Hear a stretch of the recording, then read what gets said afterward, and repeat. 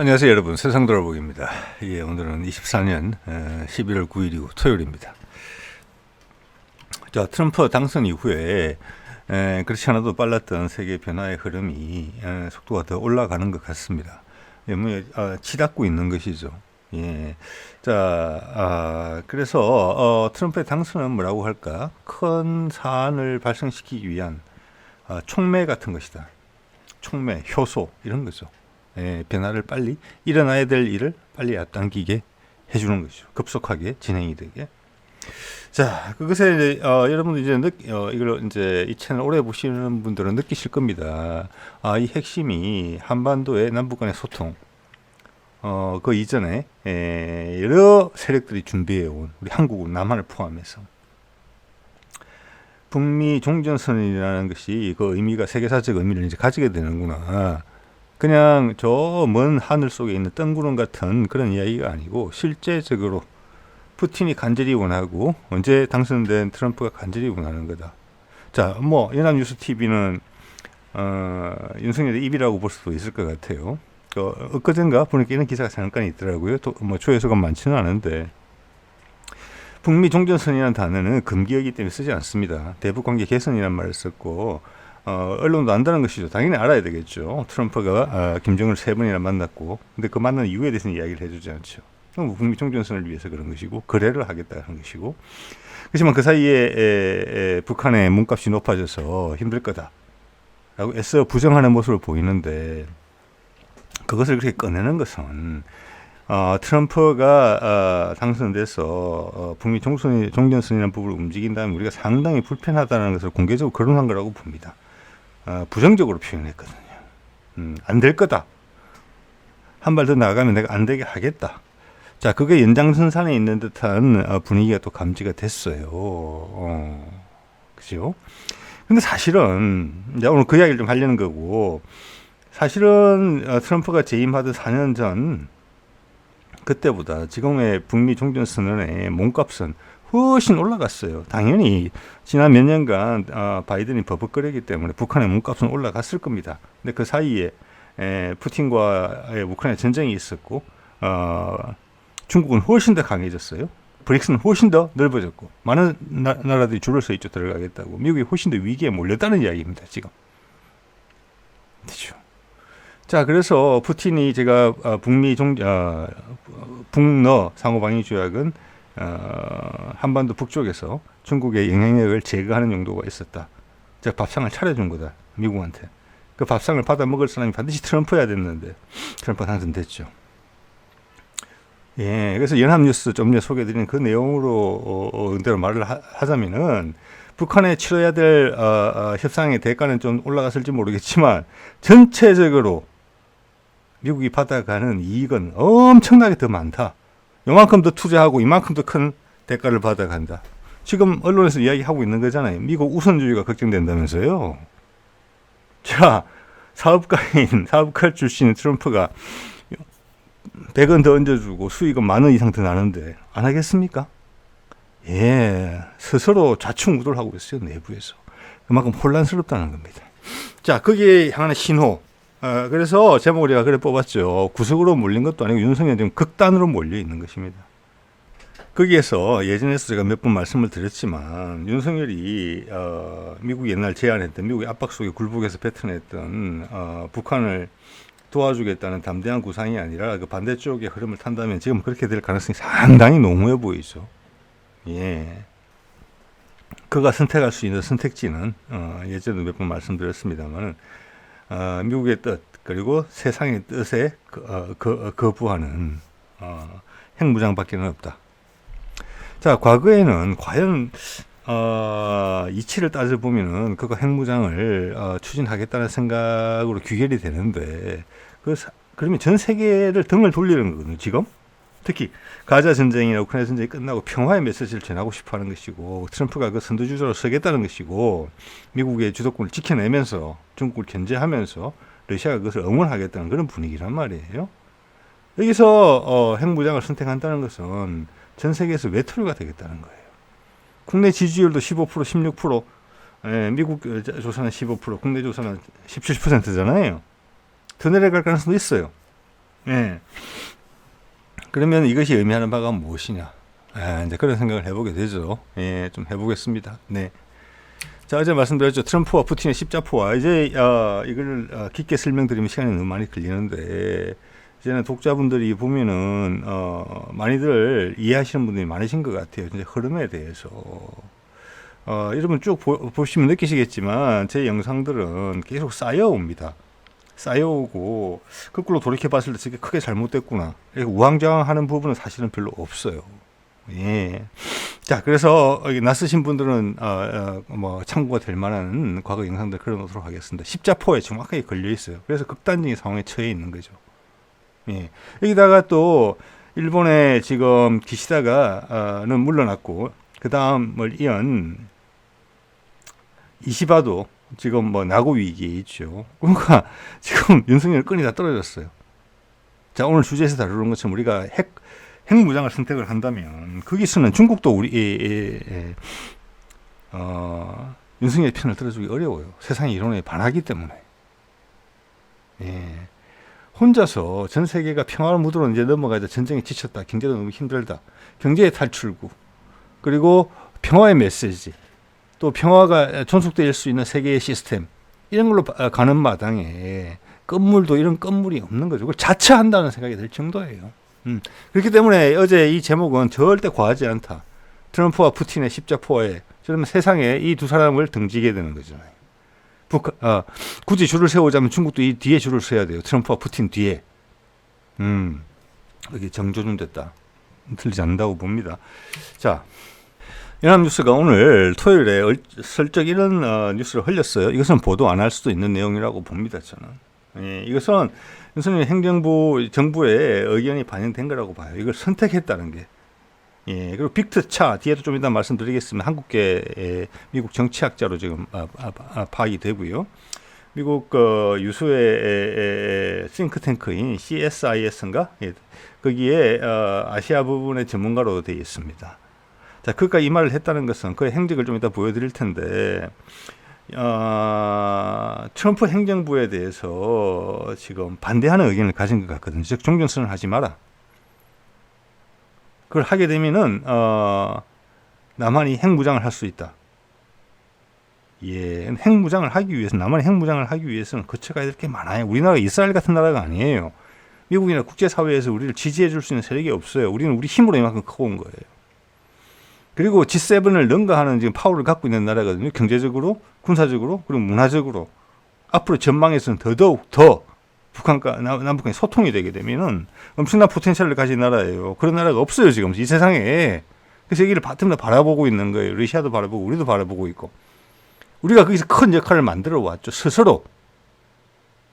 그런 나라가 전 세계 이론에 등을 돌리면서 물결을 거스리는 역할을 하게 이 세상에 내버려 둘 것 같습니까? 당장 우리 내부 세력들부터 아닌 거죠. 근데 그가 남한이 핵무장을 할 수 있다고 이야기하고 있는 거예요. 그런 가능성을 언급하는 것 자체가 종전선을 언급하지 않으면서 반대한다는 거예요. 트럼프의 정책에. 네. 자, 볼게요. 자, 이런 보도죠. 미 우선주의 복귀 시 한국 내 핵무장 찬성론 늘 것. 이 말장난이 예전에 우리 조상들은 되게 어떤 단어를 선택할 때 그 의미를 제대로 쓰기 위해서 많은 노력을 했습니다. 지금 말장난이 덧칠을 하다 보니까 자기들은 무슨 말인지 모르고 쓰고 있어요. 미 우선주의 복귀 시. 자, 그런 북미 간의 종전선언에 그렇게 큰 혜택이 있는 것이고, 그렇기 때문에 트럼프도 여러 번 입지를 한 것이고, 내부 반대도 무릅쓰고, 바이든마저 입지를 했던 거잖아요. 계속. 미국이 이해에 부응한다는 거예요. 그럼 당연히 하는 거죠. 미국 우선주의면. 그죠? 우선주의를 어떻게 해석하는지 이거를 곰곰이 생각하게 돼요. 근데 우리 상식으로 받아들일게요. 미국 우선주의다? 즉 미국 이익을 위해서 다 하겠다. 그러면 해외에서 빠져나가는 게 전부 다 미국의 이해의 우선이냐? 아니에요. 북한하고는 종전선언을 하는 게 우선이에요. 북한의 핵 위협을 제거하는 것이 있고 미국 달러를 투자해서 한반도를 중국의 대안으로 삼을 수 있는 것이고 러시아와도 화해할 수 있는 것이고 그 경제 활성화의 큰 부분을 미국이 차지할 수 있게 되는 거예요. 그게 미국 우선이죠. 이제는 남북한을 갈라놓고 서로 싸움하게 하는 게 미국의 우선이 아니고 몇십 년 전에는 그랬지만 예, 뭐 이거 앞뒤가 안 맞는 성립이 안 되는 말을 하고 있어요. 네. 자, 미국 순주의 복귀 시 한국 내 핵무장 찬성론될 것. 네, 자기가 그렇게 이야기한다고 하진 않았어요. 자, 이 사람인데 한국 내 핵무장 찬성론될 것. 그래서 1,000명의 한국의 전략가들을 인터뷰해봤더니 그렇더라. 한국의 그의 말은 그래요. 전략가 1,000명? 글쎄요. 우리나라에서 갤럽도 보통 조사가 보면 1,000명이에요. 네. 아니 그런데 전략가를 1,000명을 인터뷰했어요? 말이 안 되는 거죠. 이거는 이런 말을 하고 싶다. 그렇지만 사람의 주목을 받을 수 있는 이야기를 하기 위해서 전략가가 1,000명이다 이렇게 말을 했던 건데 말이 안 되는 이야기잖아요. 무슨 전략가가 1,000명이나 돼요. 자, 그래서 트럼프 정부가 뭘 하려는지 모르겠다. 한국은 이렇게 한다는데 진짜 몰라서 뭘 하는지 모르겠다고 이야기하겠습니까? 네, 이건 북미 총전선을 강하게 하려고 한다는 것을 반증하고 있어요.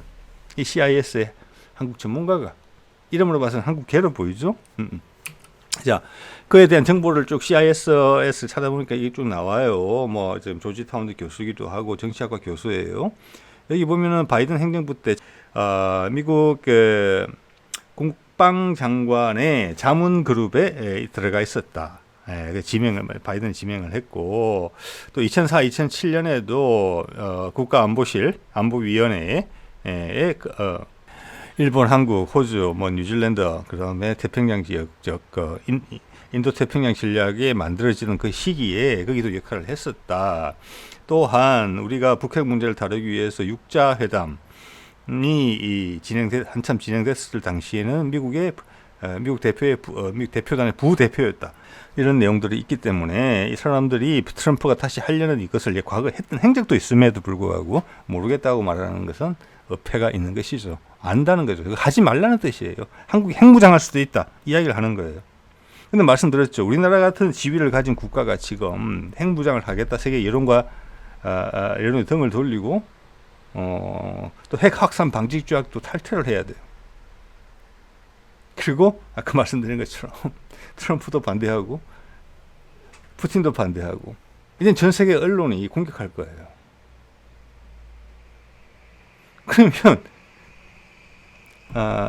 중국의 시진핑도 한국 한반도 비핵화를 원한다 이렇게밖에 말할 수밖에 없는 거예요. 남북한이 다 핵무기를 가지는 게 그들한테 유리하겠습니까? 아니면 북한만 가진 현 상태가 유지되는 게 유리하겠습니까? 미국한테는 당연히 지금 상태가 유지되는 게 유리하죠. 그래야지 북한과 협상을 할 수 있으니까. 푸틴의 러시아도 당연하죠. 그래야지만 미국과 협상이 가능하니까. 예, 이겁니다. 핵심은 단순해요.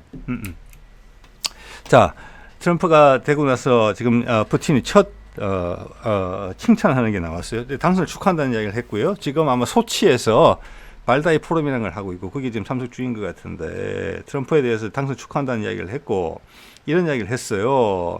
우리나라 언론에 그게 보도 안 됐을 거라고 봅니다. 과거에 보면은 비즈니스맨 출신이라서 이제 사업가 출신이라서 예전에도 상태해 봤으니까 정치적인 부분에서는 좀 실수가 있었다.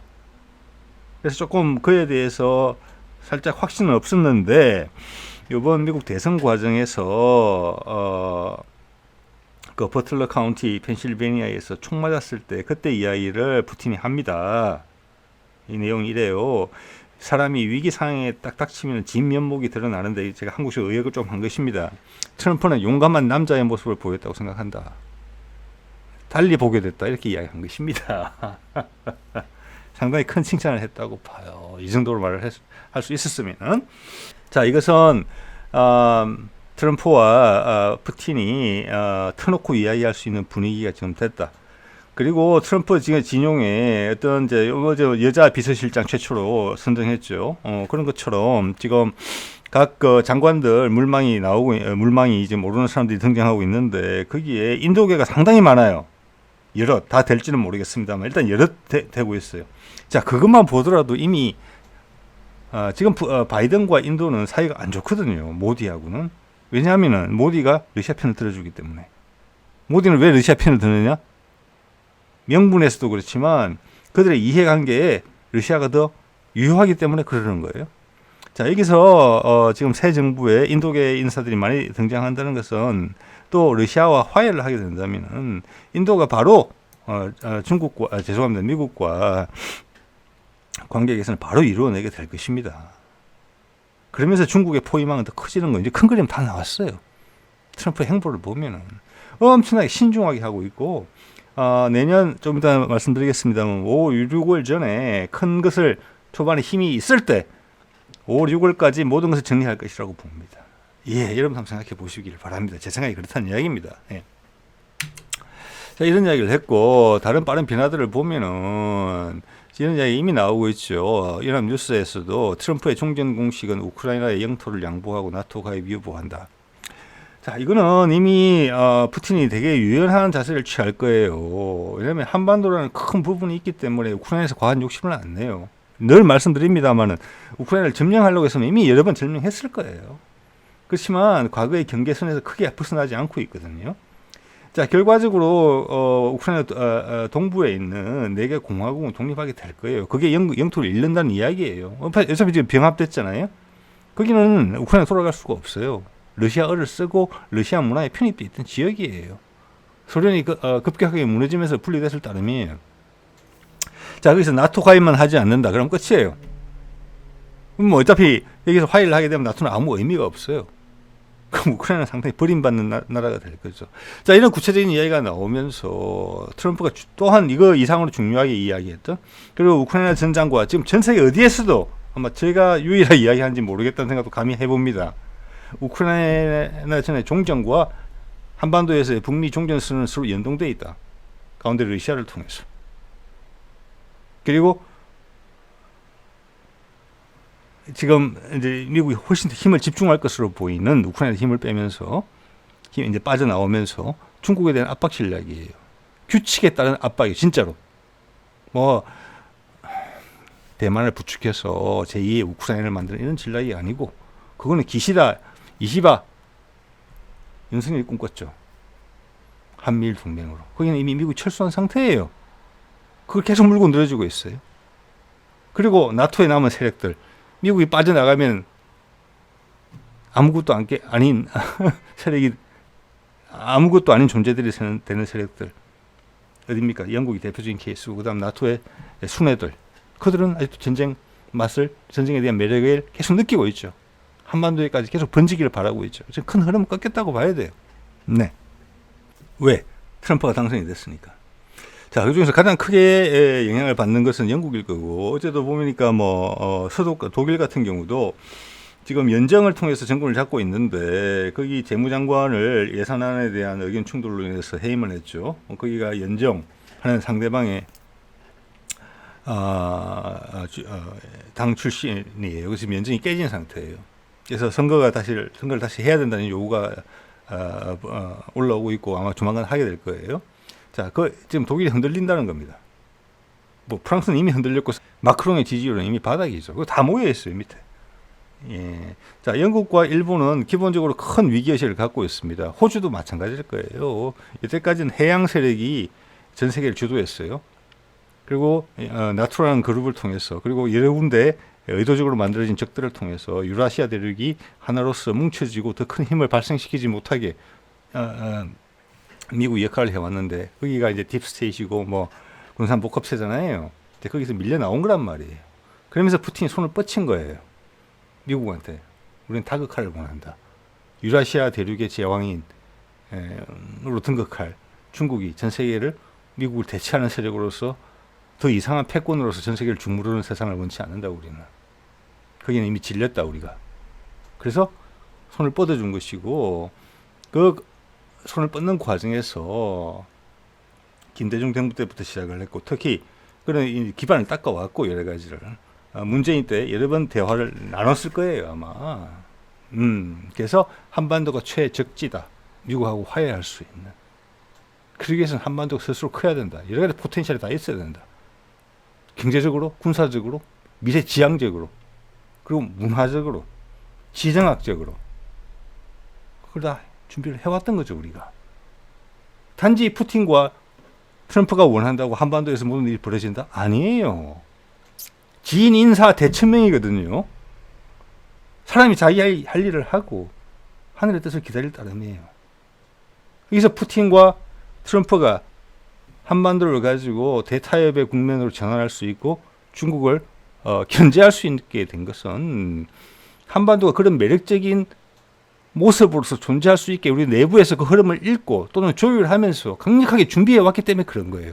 여러분이나 제가 해온 거예요. 물론 윤석열은 아니죠. 윤석열은 나름 역할을 하고 있어요. 마지막으로 우리가 환기하게 됐으니까. 윤석열이 아니면 저하고 이런 이야기를 나눌 이유가 있겠습니까? 자, 그런 말씀 드리고 싶고요. 예, 우리의 롤이 엄청나게 강력하게 있습니다. 우리가 이거 남북 간에 다툰다고 이것도 아닌 저것도 아닌 국가, BTS와 한식, 뭐 기타 등등 영화 이런 것들 드라마에서 우리가 그런 모습을 구축하지 않으면은 우리가 그런 선택 못 받아요. 일본으로 가거나 중국으로 전면전을 벌이려고 하겠죠. 한반도가 그만큼 안정적이고 미래지향적으로 보이기 때문에 그런 거예요. 그래서 전 세계에 다극화가 됐을 때 그 주요한 한 거점으로서 성장해라. 그게 세계의 균형추 역할을 해달라. 그럴 준비가 됐다. 그들이 하는 것은 활용 점정이에요. 우리가 해온 것은 힘든 일을 하면서까지 해온 거예요. 우리 민초들이, 여러분과 저희 같은 사람들이. 예, 각각 자기가 잘하는 분야에서 그런 것이죠. 예. 자, 이런 이야기도 마침 나오죠. 더 줄 무기가 없다. 폴란드, 우크라이나 요구를 거절했다. 근데 우리 대통령은 우크라이나 지원을 하겠다 그러는 거잖아요. 그래서 그가 그의 생각으로 판단하는 것 같지 않다는 말씀을 제가 계속 드리는 겁니다. 말씀드렸지만 어제도 우리나라 공무원들 빨라요, 정확하고. 어떻게 사람 전문가들을 활용해서 상황을 입체적으로 분석하는지에 대해서 알고 있는 사람들이에요. 즉 이것은 밑에서는 일을 하는데 위에서는 무시한다는 거예요. 저 공무원 사회하고 용산 대통령실의 의사결정 과정이 전혀 다르게 발생한다는 거예요. 그래서 제가 윤석열이 넘버3라는 거예요. 넘버1이 아니에요. 대통령은 윤석열인데 각하는 누군지 모르겠어요. 이런 어깃장이 없어요. 그럼 이제 공공의 적이 될 거예요. 여기서 핵무장 이야기까지 한 걸음 더 나가면은 그게 총착 얘기 될 것이다. 그렇게 봅니다. 누구도 이 세상에 누구도 윤석열한테 어떤 일이 발생하더라도 구해주지 않을 겁니다. 오히려 박수 칠지 몰라요. 지금 네타냐후가 사라진다 그러면 누가 슬퍼할까요? 전 세계가 박수 치겠죠. 그보다 더 할 거예요 아마. 왜? 미국의 이해관계는 러시아의 이해관계 더 크게 걸려 있으니까. 한반도에서 가자 전쟁보다는 가자는 중기적으로는 기본적으로 아랍의 문제예요. 1차 세계대전 때 아랍을 막 꺼놨단 말이에요. 특히 영국이. 모든 것에 불씨가 된 거예요. 자, 우크라이나가 꺼지면서 나토가 붕괴되면서 가장 큰 피해를 입을 것은 유럽에서는 영국이에요. 미국이 이제 나 몰라 할 거란 말이에요. 혼자 살아야 돼요. 그러면 그때 맞춰서 이스라엘전이 종전이 되면서 그것들 일본이 죄송합니다. 영국이 줄을 꺼놨던 사실 이스라엘도 거기 생긴 게 영국 때문에 생긴 거예요. 기본적으로는 우리 38선 끄듯이 그렇게 만들어진 나라란 말이에요. 다른 아랍 각국들도 오히려 싸움이 나게 민족끼리 종교가 다른 애들을 섞어서 국경선을 껐어요. 실제로. 참 나쁘죠. 그게 제국주의라는 겁니다. 여러분. 그 흔적이 이제 끝날지 몰라요. 이스라엘의 말소와 더불어서. 그거는 그 아랍 지역의 문제예요. 물론 장기적으로는 전 세계적인 큰 영향을 줄 수 있습니다. 주요한 석유 생산지기도 하고 아프리카와 유라시아 대륙을 잇는 통로기도 해요. 그렇지만 그 중조성은 한반도 훨씬 세요. 그리고 윤석열을 구해줄 수 있는 네타냐후 같은 끝까지 밀어줄 수 있는 미국의 돈 많은 유태인도 없어요. 우리 윤석열은. 기시다가 한국에 이런 대통령 등장됐네. 좀 기회가 왔네 라고 잘 해보려고 했지만 기시다가 등장하자마자 힘 끌어모으려고 자기 밑으로 지지를 좀 확보하려고 기시다에서 일신하려고 선거를 했더니 그냥 박살이 난 거 아니에요. 끈떨어졌어요. 자, 이런 이야기도 이제 나오죠. 우연히 있을 수 있는 일일 수도 있지만 지금 흐름에서 이 맥락에서 보면 의미가 있는 일이죠. 자, 그리스의 티르나보스라는 도시에서 고속도로가 지나가고 있는데 우크라이나로 향하는 무기 실은 트럭 6대를 시위대가 세운 겁니다. 근데 여기서는 이 시의 시장까지 관여를 했어요. 이제 이런 부분들이 훨씬 더 속도가 빨라질 거란 말씀을 드리는 거예요. 예. 자, 우크라이나는 이제 버려질 거죠, 이제는. 네. 자, 그리고 쿠르스크에 대해서 지금 러시아는 발다이 프로미낭을 하고 있습니다. 소치에서. 아까 트럼프에 대해서 칭찬한 부분을 제가 소개를 드렸는데, 쿠르스크에 대한 언급을 해요, 여기서. 이 말 한번 잘 들어보세요. 예. 푸틴의 말은 분석하는 맛이 있습니다. 풀이해보는 맛이. 쿠르스크 공격은 군사 전략이 아닌 정치적 선택이다. 의미 있죠. 자, 이것은 지금은 그렇기 때문에 우크라이나가 저렇게 했기 때문에 물론 미국이 지령에 의해서 하는 것이죠. 그렇기 때문에 러시아가 아니 우리 국토를 침범해 즉 이때까지는 우크라이나 내전에 러시아가 개입한 형국이었다면은 내전이죠, 내전. 네. 그렇지만 지금은 우크라이나군이 러시아를 공격했다는 거죠, 본토로. 이기겠다는 게 아니라는 이야기예요. 군사 전략이 아니고 정치적 선택이라는 거예요. 예, 이걸 디딤돌로 삼아서 다른 것을 만들어 보려고 했다는 거죠. 가장 큰 것은 푸틴을 흔들려고 했다는 거죠. 아니면은 딥스테이트 자체의 어떤 몸부림이라고 볼 수도 있어요. 예, 이것을 돌이킬 수 없게, 즉 네타냐후가 미국 선거 전에 이란을 공격한다든지, 또 내지는 미국 선거 전에 우리 윤석열이 북한에다가 어떤 공세를 취하려고 했든지. 근데 여러 가지 다 틀어막혔죠. 명태균 문제로 특히나. 그래서 명태균 문제는 예사롭지 않다는 겁니다. 그 터트린 세력이 뒤에 누가 있는지, 미국이 있다고 이야기해도 과장된 건 절대 아니라고 저는 보는 겁니다. 그렇게 틀어막은 거예요. 그러자 푸틴 대단하죠. 그냥 안 물러섰죠. 북한군 딱 땡겨온 거잖아요. 왜? 쿠르스크는 내가 공격받은 거니까, 러시아가. 북한군이 참전한다고 해서 세계에서 아무도 시비 걸 일이 없다. 우리가 맺은 북러 상호방위조약 이런 것 때문에 온 것이다. 저 거꾸로 너희가 계속 이렇게 정치적으로 장난을 치면은, 군사적이 아니라 미국 선거에 임박해서 이런 장난을 치면은 큰 경고를 한다. 그래서 북한하고 손잡고 ICBM 4발씩이나 쏜 거잖아요. 네. 그러고 이야기했어요. 지난 3개월간 우크라이나군 3만 명 이상이 전사를 했다. 이래놓고 바로 네가 우리나라를 침범해? 싹 밀어붙인 게 아니라는 거예요. 그 힘이 없었겠습니까? 이것도 정치적으로 한 거예요. 한꺼번에 몰아내지 않고 야금야금 하면서 북한 데리고 들어오고 소모전으로 가는 거예요. 여기서 흥분하는 모습을 안 보였다는 이야기를 제가 드리는 겁니다. 푸틴이 이길 수가 없어요.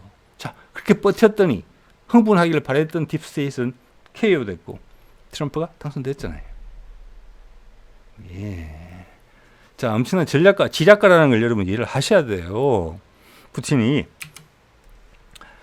자, 이 핵무장권을 보면은 이 이야기가 여러 번 나왔어요, 벌써. 제가 몇 개 과거에 다뤘던 내용인데 소개를 드려보겠습니다. 초기라서 모르시는 분들 많으실 거예요. 2023년 1월 12일 이때는 언제입니까? 22년 겨울에 북한 무인기가 우리 영산항공을 들어왔을 때서 문제가 생겼을 때예요. 그 이후에 흥분했죠. 윤석열이 자체 핵무장 모든 가능성 열어두겠다. 그때 이 이야기 이미 나왔어요. 그 전에도 또 나왔어요. 좀 이따 말씀드리겠습니다. 윤 대통령이 이렇게 이야기했다고 되어 있죠. 핵 우리 기술로 빠르게 가질 수 있어. 자, 핵 관련해서는 예전에는 핵을 개발하게 되면 국제적으로 고립이 될 가능성이 있다, 우리가. 그렇지만 우리가 할 수도 있다. 그러다가 자체 핵무장 하겠다. 자, 이 몇 개월 전에 22년 8월 달에 8.15 때 100일 취임 100일 기념식에서 뭐라고 그랬습니까? 담대한 구상을 하면서 전 세계 외신 생중계로 이야기했죠. 우리는 핵무기 개발하지 않는다. 핵 비확산 조약 탈퇴하지 않는다. 핵무기 개발하려면 그게 우선이니까. 북한도 탈퇴하고 개발한 거거든요. 그렇게 약속한 지 3, 4개월 만에 이렇게 한 이야기예요. 즉 그것은 미국의 압박에 의해서 그렇게 한 말인데, 진지하게 윤석열 정부가 핵무기 개발을 고려하고 있음을 미국이 알고 있었다는 거예요. 그걸 거꾸로 이야기해 주는 거예요. 그래서 그 담대한 구상 인터뷰에 그 내용이 들어간 겁니다. NPT 탈퇴 안 한다고 한 것이. 그걸 뒤집은 거예요, 몇 개월 만에. 이번에 다시 한번 말했죠. 이번에 진짜 할지 몰라요. 주위에서 가만히 안 있겠죠. 이걸 말리는 세력이 지금까지는 요 시절까지만 하더라도 미국밖에 없었지만, 이제는 러시아까지 올라탈 거예요. 둘이 뜻이 같기 때문에 전 세계 언론의 질타를 받을 거예요. 금방이에요. 그러면 브릭스에 다 질타를 받을 거예요. 전 세계에 질타를 받게 돼 있어요. 그래서 핵무장을 선택을 하면. 근데 그럴 가능성이 높아요. 분위기를 봤을 때. 자, 그때 윤석열의 끝이고 우리 한반도에는 순간 혼란이 있을 거라고 저는 생각을 합니다. 예, 제가 뭐 종종 말씀드립니다만은. 자, 그래서 핵 공동 연습한다고 그랬고 핵무기를 공동으로 우리가 쓸 수 있게 해달라, 빌려줄 수 있게 해달라. 이것은 이시바가 그런 이야기를 했죠. 우리도 핵무장이 필요하다. 너희 핵무기 우리 빌려달라. 그게 안 되면 요구하는 목소리거든요. 그거 아니면 우리가 개발한다. 자, 여기에 기시다하고 배가 맞았다는 거예요. 그게 이시바까지 올라간 거예요. 아, 이 한국의 윤석열 대통령을 이용해서 미국이 힘이 빠져가고 있으니까 우리끼리 강고한 대우를 구축하자. 이 기회에 미국은, 일본은 특히나 패전 이후에 굴욕적인 대미 관계를 지금 70년째 지속하고 있는 거잖아요. 7, 80년째. 거기서 벗어나고자 하는 강한 욕구를 발동했고 거기에 윤석열을 행동대장으로 써먹는 거예요. 한반도 긴장 강화를 통해서 자신의 핵무장을 당위성을 확보하려는 그러는 거죠. 왜? 바이든이 하는 거 받고 미국이 언거주춤 약해지는 걸 봤으니까. 근데 그게 트럼프가 탁 올라탔단 말이에요. 이미 그 전에 일본 대중들이 일본의 그런 생각을 꺾어버렸잖아요. 그 보면 참 자민당은 독재 정권이 맞는 것 같아요. 제가 봐도. 민주의 흐름을 모르고 항상 우리가 말을 하면 따라오게 돼 있다고 생각했다는 것밖에 안 되거든요. 이시바의 결정을 보면. 자기 발등을 찍었다. 지금 이시바의 선거를 선택해서 이런 결론을 내는 그런 모습이 그거보다 더 그 속담을 잘 설명해주는 사례는 없다고 봅니다. 예. 자, 미국이 이렇게 이야기했죠. 미국이 이렇게 짤막하게 이야기할 때는 억수로 세게 이야기하는 것입니다. 미국 비핵화가 중요하다. 윤 대통령 핵무장 가능성이 부정적다. 하지 말라는 거죠. 왜? 북한과의 카드가 없어지고 지금은 핵무장을 하게 되면 러시아와의 카드도 없어지는 거예요. 이러면서 중국에 가까워지려고 하거든요. 중국을 제어할 수 있는 카드도 없어지는 거예요. 미국 우선적 이해관계에 너무 반하는 거예요. 이걸 지금 한다면 미국의 이해가 훨씬 더 트럼프가 4년 전에 시도했을 때보다 4년, 5년 전에 시도했을 때보다 미국의 이해가 훨씬 더 많이 침해받아요. 미국 우선주의라면서요, 트럼프는. 그런데 이걸 놔두겠습니까?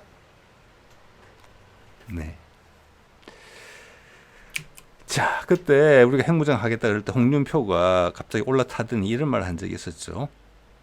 우리가 핵전력을 강화해야 할 이유가 바로 여기에 있습니다. 북한 핵무기자를 갖고 있기 때문에 그렇다.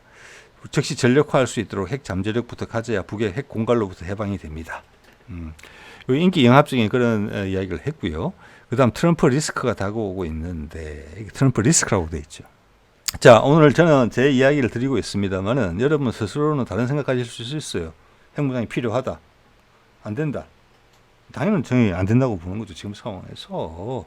북한과의 자존심 대결의 문제가 아니고 북한과 영원히 대판 전쟁을 한번 더 하면서 철천지 원수로 남을 것이냐. 우리 조상들이 한민족으로 물려줬는데 그거랑 우리가 평화를 선택해서 번영을 해서 전 세계가 원하는 한국의 지위가 한 단계 올라가는 이때까지 우리가 지난 고조선 이래 계속 움츠려왔던 우리의 내공이 지금 꽃을 피울 순간에 도달해서 그거에 촉발제로서 남북 화해를 이때까지 고생한 것만큼 이상 남북 화해가 우리한테 혜택을 주는 우리가 고생한 거 보상을 받는 거예요. 우리가 지켜내고 버텨왔으니까 이제 세상이 동의해주고 있을 따름이에요. 그 상황이 진 인사를 했고 1000명이 우리한테 기회를 주고 있는데 그걸 그대 차겠느냐의 문제예요. 이거는 핵무장을 하겠느냐 말겠느냐의 문제는 여기도 홍준표 이야기하고 있지 않습니까? 트럼프 리스크라고. 트럼프가 되면은 북미 종전선언 한다는 거예요. 우리 핵무장은 물 건너 간다는 거예요. 그들의 관점에서 봤을 때도 지금 딱 그 순간에 있는 거잖아요. 지금 이거는 2년 전에 나왔던 이야기, 뭐 한 1년 반, 2023년 초에 나왔던 이야기예요. 지금 그 순간에 도달해 있는 거예요. 트럼프 리스크가 딱 현실화됐잖아요. 많은 것이 빨리 바뀌고 있죠. 윤석열 급하게 마음을 먹어야 되는 거예요. 궁지에 몰렸죠. 15%의 지지율입니다. 예. 많은 비리들이 터져 나오고 있어요. 아마 시간이 지나서 계속 저항을 하면 더 크게 나올 거예요. 시간이 얼마 없어요. 이미 쟁여놓고 있는 것 같거든요. 캐비넷 정치인은 한동훈과 윤석열만 하는 게 아닙니다. 미국도 캐비넷 정치를 할 수 있어요. 한 방에 목을 조를 수 있어요. 더 검찰하고는 비교가 안 되는 힘이에요. 자, 그런 낌새가 보인다는 말씀 제가 드리고 있습니다. 예. 자, NPT를 탈퇴해야 되고 한미 원자력 협정도 종료를 해야 돼요. 저기도 탈퇴해야 돼요. 네네네. 그리고 북한 스스로가 그때 전략적 우위가 상실되는 것을 보고 있겠습니까? 미국과의 협상 카드가 없어지는 부분도 살펴보겠습니까?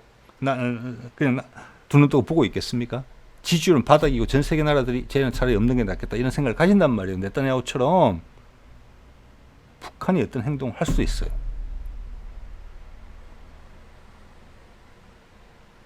누군가 총대를 매야 된다면. 자, 그때 정리했던 건데 러시아와 미국의 대타협 가능성, 지금 가능성 높아졌죠. 그게 홍준표는 트럼프 리스크라고 표현했던 부분이에요. 지금 이 상태로 한반도가 통일이 되잖아요. 그러면 북한의 핵무장 유야무야되고 한반도 자체가 소중해지기 때문에 우리가 스스로 한반도를 지키는 힘이 필요해요. 러시아의 영향도 아니고 중국의 영향도 아니고 미국의 영향도 아닌 그런 나라가 되기를 원할 거예요. 전 세계가. 그래야지 중요한 그점이 되는 거거든요. 그럼 우린 자연스럽게 핵무장하면 돼요. 예. 자, 이거는 22년 6월 9일 취임 초기 때 나왔던 기사입니다. 그때 제가 다뤘던 내용들을 가져온 건데요. 그때 이미 준비하고 생각하고 있었다는 거예요.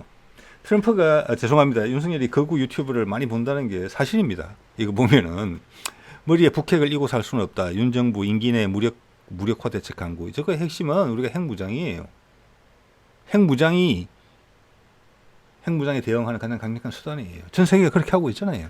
자, 그 이야기를 했고 여기에 대해서 미국이 강한 의심을 하면서 담대한 구상을 요구하려고 낸시 펠로시를 보냈을 때 만남을 거부했고 중국에 가서 붙었잖아요. 그런 의사를 강하게 보였죠. 그래서 약속을 받아낸 게 담대한 구상이에요. 처음부터 생각이 있었다는 겁니다. 자, 이제는 그걸 진짜 실행에 옮길까 말까 훨씬 저 때보다는 발화점에 거의 도달했다고 봐야 되죠. 결정할 것이냐 아니면 말 것이냐. 예. 자, 이때 이 기사의 내용을 보면은 그 당시 그들의 세력 중에서 이런 말을 하는 사람들이 있어요. 그럼에도 불구하고 북한이 계속 핵을 포기하지 않는다면 핵을 포기할 이유가 없죠. 북한의 입장에서는 특단의 대책도 강구해야 된다. 미국과의 핵 공유 협정 체결이나 저게 얼마 전에 기시다 이시바가 한 이야기예요. 미국 거부했잖아요. 저거를. 유럽에서 일부 하는 경우가 있어요. 미국이. 그렇지만 한반도 지금 상황에서는 안 해요. 바이든도 안 했는데. 북한에 빌미를 줄 수가 없다는 거예요. 북한과의 한반도에서는 항상 미국이 원하는 타이밍에 북한과 북미 종전선언 협상을 시작할 수 있는 조건을 항상 구비시켜 놓으려고 노력했어요. 그것은 문재인 정부 때 약속된 부분이에요. 그 약속은 계속 지켜졌어요. 트럼프에서 바이든으로 넘어왔지만 바이든이 되게 이상한 짓을 많이 했지만 그 조건만은 지켜냈어요. 이건 될 리가 없는 거죠. 그게 윤석열을 더 답답하게 만드는 거죠. 그러다가 일본이 여기 올라탔던 거잖아요. 지금 기시다 이시바가. 근데 스스로 무너진 거잖아요. 힘삼 써보려다가 바로 돌부리에 채워가지고 넘어져서 지금 코피가 깨진 상황이에요.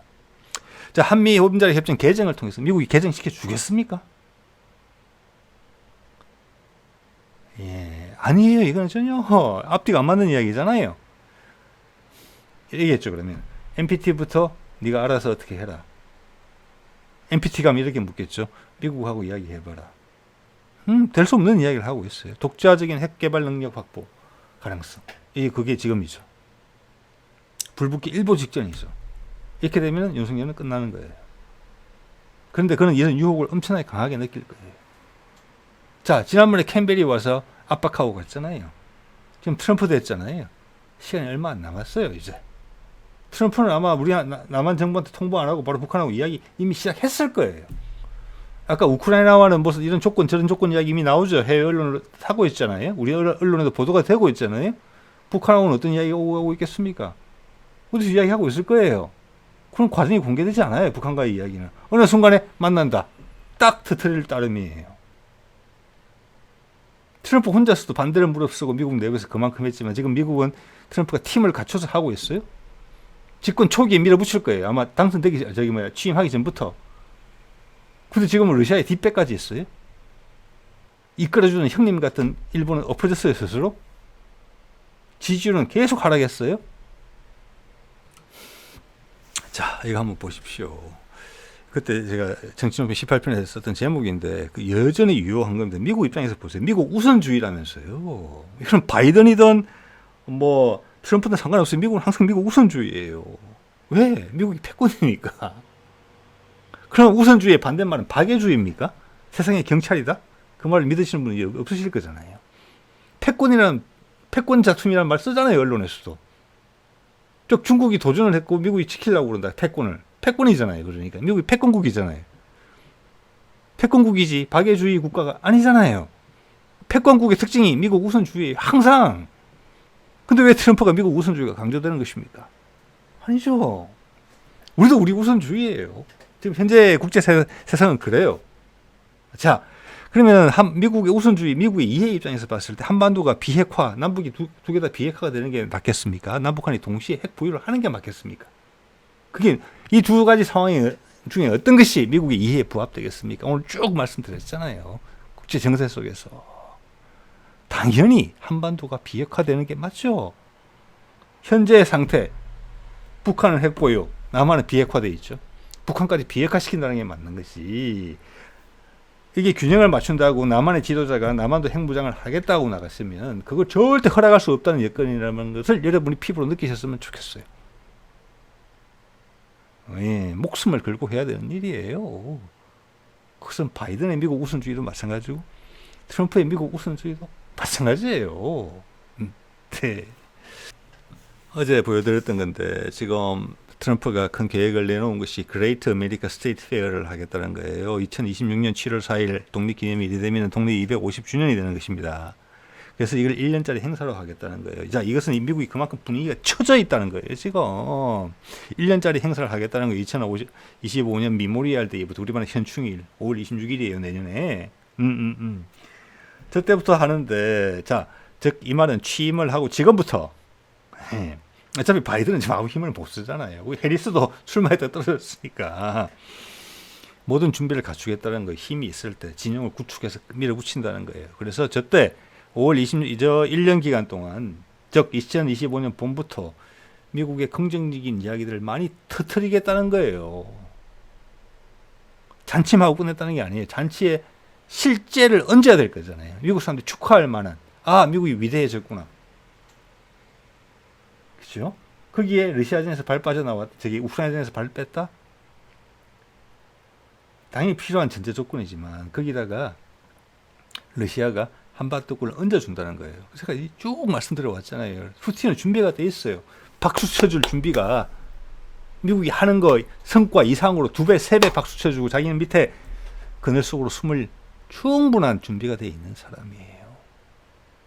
중국이 어버버버 따라오게 돼 있어요. 전쟁은 없을 거예요. 타이완부, 그렇지만 다른 방식으로 간다는 거죠. 그 중에 한반도는 핵심이에요. 여기서 가장 크게 피해를 볼 나라는 영국, 일본. 네, 일본은 한반도에 고개를 숙일 날이 멀지 않았습니다. 사실은 제가 봤을 때. 왜냐하면 미국은 지금 트럼프를 선택함으로 현실 인식을 하게 되는 것이고, 그런 대안적인 지도자가 있었다는 행운이 있는 거예요. 대안의 지도자가 있다는 것도 행운이에요, 그 나라에. 일본은 대안의 지도자 세계가 없어요. 근데 기존 게 싫다라고 이때까지 평생 그런 이야기 안 하던 일본 사람들이 해버렸단 말이에요. 그래서 이것은 뭐냐? 일본이라는 나라가 대안을 붙잡고 새로운 희망을 붙잡고 늘어지는 게 아니고 허물허물거린다는 거예요. 계속 더 안 좋은 일이 생길 겁니다. 한반도에 고개를 숙일 날이 얼마 안 남았어요. 제대로 된 반성을 하면서. 거기다가 지금 자연재해의 위험이 도사리고 있잖아요. 일본은 항상 안 좋은 일들이 생길 때는 같이 발생을 합니다. 같이. 예, 자, 오늘 이 정도 말씀을 드리겠습니다. 네.